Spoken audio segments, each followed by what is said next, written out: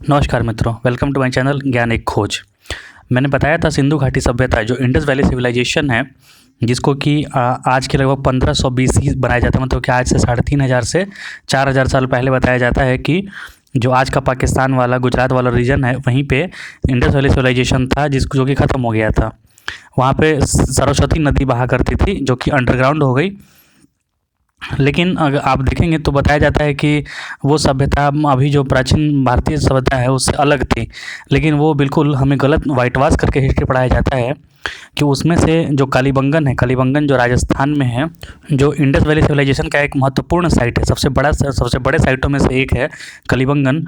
वहीं पर एक छोटा सा शिवलिंग मिला है, मैनमेड शिवलिंग मिला है, जो कि 2600 BC लगभग टाइम, उसका जो टाइम निकाला जाता है कार्बन डेटिंग मेथड से, उसमें निकाला गया था। तो वो लगभग उसी टाइम पीरियड का इंडस वैली सिविलाइजेशन जो टाइम पीरियड था, उसी टाइम पीरियड से ये मैच खाता है। तो इसे साफ साफ पता चलता है कि उस समय भी सनातन ही धर्म था वहाँ पर। जो बाद में सिंधु जैसे कि नदी वहाँ पर समाप्त हो गई, नदी सरस्वती नदी नीचे चली गई, ज़मीन के नीचे उसका वाटर लेवल कम हो गया, तो लोग वहाँ से धीरे धीरे नॉर्थ की तरफ, मतलब कि आज का जो कश्मीर है, पंजाब है, हरियाणा है, उसकी तरफ लोग शिफ्ट कर गए।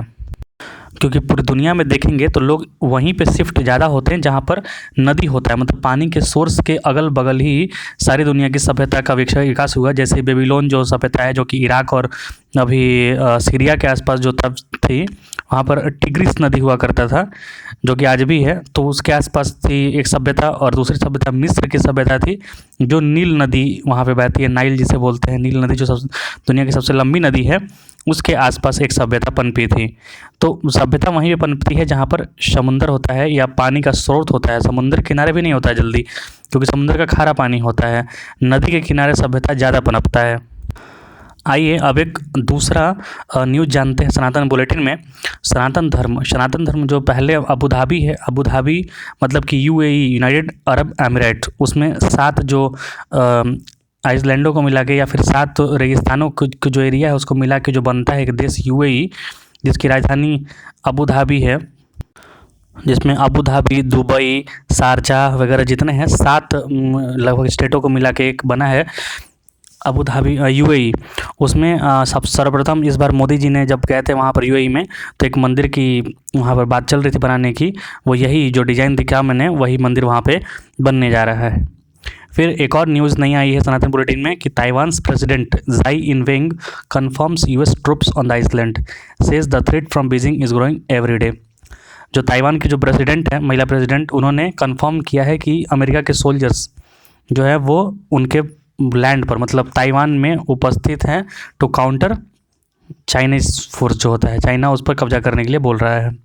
फिर एक और न्यूज़ है, रिपोर्टेडली अराउंड 40 प्रो पैलेस्टाइन, मतलब बताया गया इसमें कि लगभग 40 जो पाकिस्तान के समर्थक हैं, पार्लियामेंटेरियन, ब्रिटिश पार्लियामेंटेरियन, क्योंकि वहाँ पर धीरे धीरे मुस्लिम लोग का, इस्लाम का कब्जा पड़ते जा रहा था, मेनली पाकिस्तान डोमिनेंट लोग, क्योंकि इंग्लैंड में बहुत ज़्यादा लोग प्रवासी लोग जाके बसे थे।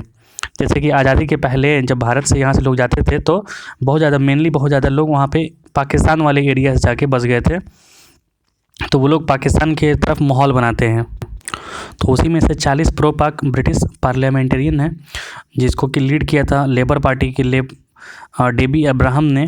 वो POK पर, मतलब पाक ऑक्यूपाइड कश्मीर जो एरिया वाला इलाका है, उस पर बात करने गए थे, मिलने गए थे, उसके प्रेसिडेंट से मिले हैं, पाक ऑक्यूपाइड जो उसके प्रेसिडेंट से मिले। और ब्रिटिश पार्लियामेंटेरियन ने अपने पार्लियामेंट में भी आवाज़ उठाई थी भारत के कश्मीर पर कब्जा को लेकर। लेकिन नहीं पता कि बहुत जल्द, लगभग 8 वर्ष मैक्सिमम लगेंगे, जब भारत POK पर पूरी तरीके से कब्जा भी कर लेगा। एक और न्यूज़ आई थी कि ताजिकिस्तान जो होता है, अफ़गानिस्तान के बॉर्डर के पास ताजिकिस्तान है, आप देखेंगे ऊपर पे, तो जहाँ भारत का 2 एयर बेस भी है, भारत का एयरफोर्स का सेना तैनात रहता है, और वहाँ पर पायलट लोग भी वहाँ पर रहते हैं। तो जो ताजिकिस्तान है, उसने अफ़गानिस्तान बॉर्डर से सटा हुआ अपने लोगों को, अपने फोर्स को वहाँ पर 20,000 फोर्स को अफ़गानिस्तान बॉर्डर पे भेजा था, जब से कि तालिबान वहाँ पर कब्जा कर लिया है। मतलब कि जो मिडिल ईस्ट वाला कंट्री है, वहाँ पे काफ़ी उथल पुथल मचने की अभी पूरी भारी आशंका बनी हुई है।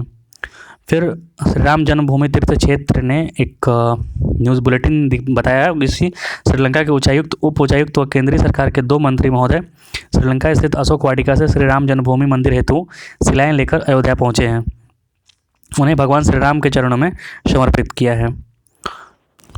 चूँकि श्री राम से माता जानकी का और राम जी का कनेक्शन था, इसलिए वहाँ से भी शिलाएं आई हैं भारत में। तो ये आज की सनातन बुलेटिन थी, और मिलूँगा नए वीडियो के साथ। बहुत बहुत धन्यवाद। कृपया चैनल सब्सक्राइब कर लें।